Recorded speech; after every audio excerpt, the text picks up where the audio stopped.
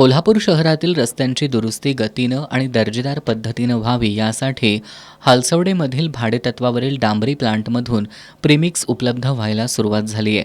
या प्रीमिक्सचा वापर करून दामिनी हॉटेल ते दाभोळकर कॉर्नर दरम्यानच्या पॅचवर्कला सुरुवात झाली आहे. या कामाची आज प्रशासक के मंजुलक्ष्मी यांनी प्रत्यक्ष पाहणी केली. महापालिकेकडून प्लांटसाठी लागणारं डांबर थेट HPCL कडून खरेदी केलं जात असून महापालिकेच्या यंत्रणेमार्फत कामं सुरू आहेत. त्यामुळे पॅचवर्कची गुणवत्ता उत्तम राहील असं प्रशासकांनी सांगितलं. एनकॅपमधून मंजूर झालेल्या सुमारे 2.5 कोटींच्या निधीतून सुरू असलेल्या परीख पुलाखालील काँक्रिटीकरणाच्या कामाचाही त्यांनी आढावा घेतला.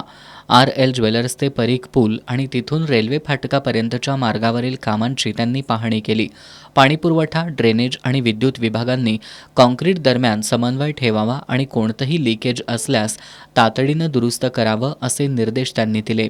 राजारामपुरी बस रूटवरील निकृष्ट पॅचवर्कबाबत नागरिकांच्या तक्रारींनंतर प्रशासकांनी या रस्त्याची पाहणी केली. ठेकेदारानं निकृष्ट दर्जाचं काम केल्याचं स्पष्ट झाल्यानं त्याला नोटीस देण्याचं आणि देयकं थांबवण्याचे आदेश देण्यात आलेत. तसंच संबंधित उपशहर अभियंता आणि कनिष्ठ अभियंत्यांना कारणे दाखवा नोटीस देण्याचे निर्देश शहर अभियंत्यांना देण्यात आलेत. पाहणी दरम्यान सहाय्यक आयुक्त कृष्णा पाटील, शहर अभियंता रमेश मस्कर, उपशहर अभियंता निवास पवार, अरुण गुजर, कनिष्ठ अभियंता उमेश बागुल, मीरा नगीमे, सर्वेयर अर्जुन कावळे उपस्थित होते.